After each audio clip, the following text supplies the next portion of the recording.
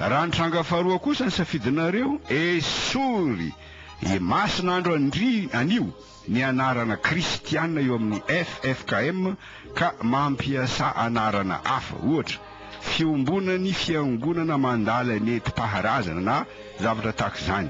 Satria raha mbola mitazona ny anarana kristianina ihany ianareo kanefa tsy mankato ny baikon'Andriamanitra fa manana ny fianakaviam-be iraisam-pirenena ho mpanjakanareo, miantso loza amin'ity firenena ity ianareo, mamazivazy an'Andriamanitra. Ampatsevoko anareo ny toetra an'Andriamanitra, izy efa fantatrareo ihany. Aza manaraka izay andriaman-kafa amin'ny ren'Andriamanitra ny firenena manodidina anareo, fa Andriamanitra sarom-piaro eo aminao, Jehovah-Andriamanitra fandro irehetra aminao ny fahatezerany ka ho fongoriny tsy eo ambony tany ianao. Deutéronomie 4:5-10. Miala ianareo, mivoa aza mikasika izay maloto, mivoa avy eo aminy, madiova ianareo izay mitondra ny fanaky Jehova. Isaia 2:10-20. Aza mety ho fitany ianareo, Andriamanitra tsy azo vazivaziana. Galatiana 2:1-7. Jesosy Kristy no tsy miova omaly sy anio ary mandrakizay. Hebreo 13:9-9. Fambara loza izao krizy lavareny misy eto Madagasikara izao. Mbola miadana isika izao raha oharina amin'ny loza ho avy, raha mbola mitohy izao famazivaziana an'Andriamanitra ataonareo izao. Aza everinareo efatra amin'ny rahalahy fa mora amiko ny manao ity fanambarana ity. Ny kasa nandositra tany Tarsisy ihany aho toy ny mpaminany Jona, kanefa ienako isan'andro ny tenin'ny mpaminany Jeremia hoe endre ny kiboko, endre zany kiboko manaintaina aho, endre mila ho trietra izany ny foko, mitoloko ny foko ka tsy mahay mangina aho. Tsy feno ny teny fandre matetika eto amin'ny fiarahamonina malagasy hoe izay mahasoa ataon'Andriamanitra. Tsy feno zany teny zany, dia mamitaka ny olona miteny azy. Izao ny tokony lazaina, izay mahasoa ataon'Andriamanitra ho an'ny olona mankato azy, falozany ho alefany ho an'izay mamazivazy azy. Ny kasan-dravany tanàna Ninive Andriamanitra, satria be loatra ny faharatsiana natao tao. Alohan'izany anefa naniraka ny mpaminany Jona izy. Raha nandre ny toroteniny ny mponina Ninive, ny bebaka izy rehetra nanomboka tamin'ny mpanjaka hatramin'ny kely indrindra, dia tsy noravan'Andriamanitra i Ninive. Ny kasan-dravany tanàna Jerusalema Andriamanitra, alohan'izany naniraka ny mpaminany Jeremia izy, tsy norarainy zanaky Israely Jeremia, satria notohizany ihany ny famazivaziana an'Andriamanitra.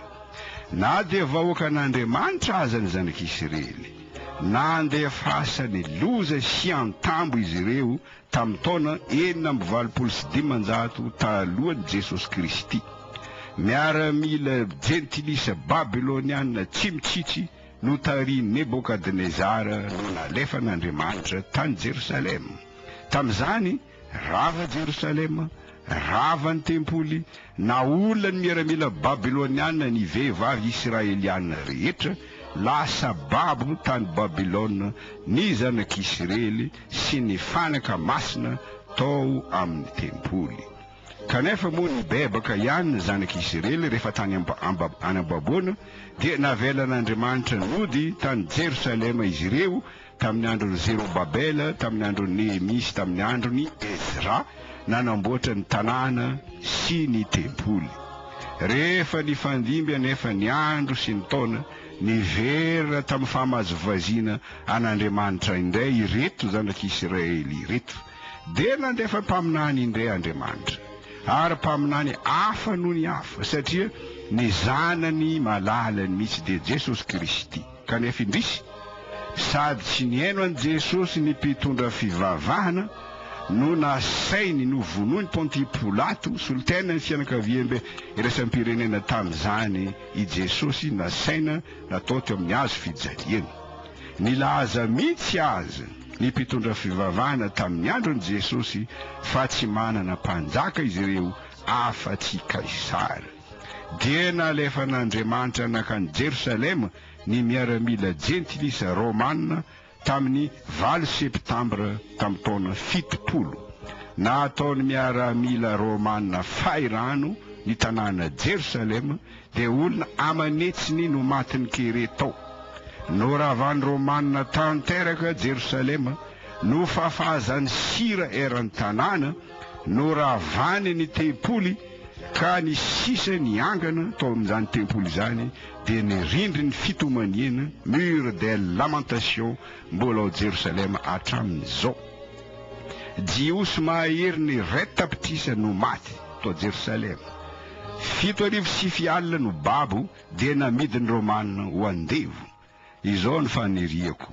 Engany anahaka ny poniny Ninive ny vahoaka malagasy ka ianareo efatra mirahalahy filoam-piangonana no hitaridalana satria efa mipetraka eo amin'ny fototry ny hazo ny famaky ankehitriny ho an'ity firenena ity ka ny hazo rehetra tsy mamoa voa tsara dia hokapaina ka atsipy any anaty afo. On'Andriamatoa Raintsonary verenantsika kely le resaka hery raisam-pirenena teo.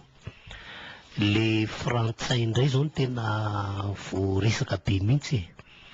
Frantsay ary ny rahantsika natadidy nefa tao anatin'ity krizy ity fa anisan'ny verimberina tany aloha hoe bras de fer na fifanenjanana eo amin'ny Frantsa sy ny Amerikanina ohatra no anisan'ny nahalavariny an'ity krizy ity.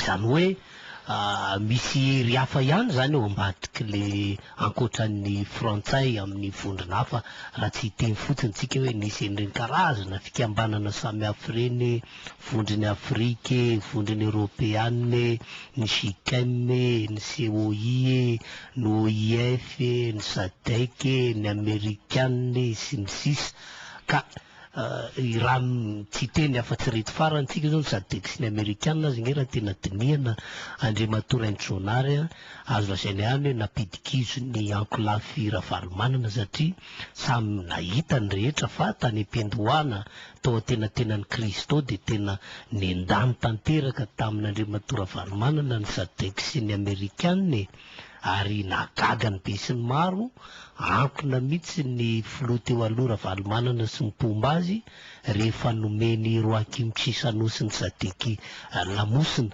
ka eo zany no mahatonga andraraha sarotra indray satria ankehitriny tsy manana candidat ny ankolafy Marc Ravalomanana ary misalasala raha ohatra ka hanohana candidat hafa dia eo no mba anontaniako anao Andriamatoa Raintsonary hoe tena efa voabahan'ny frantsay rery ve zany zava-misy eto Madagasikara sa mbola misy ihany ny andraikitra ireo firenena na vondrona hafa ankoatra ny frantsay?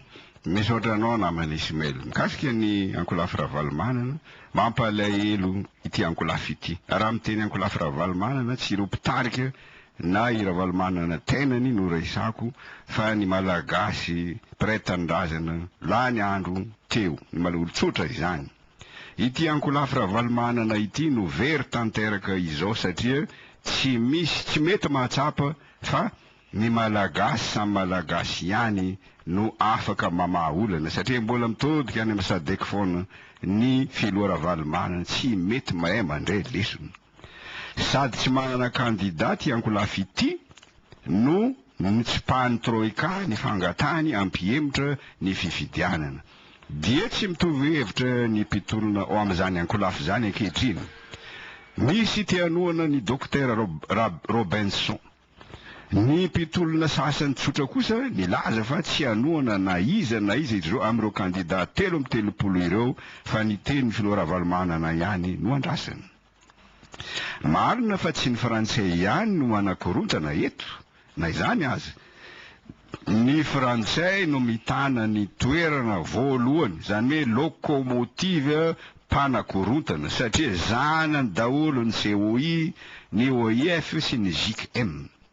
Misy zava-miafina amin'ity krizy lavariny ity, ka olombitsy ihany no mahalala ny antony mahatonga azy.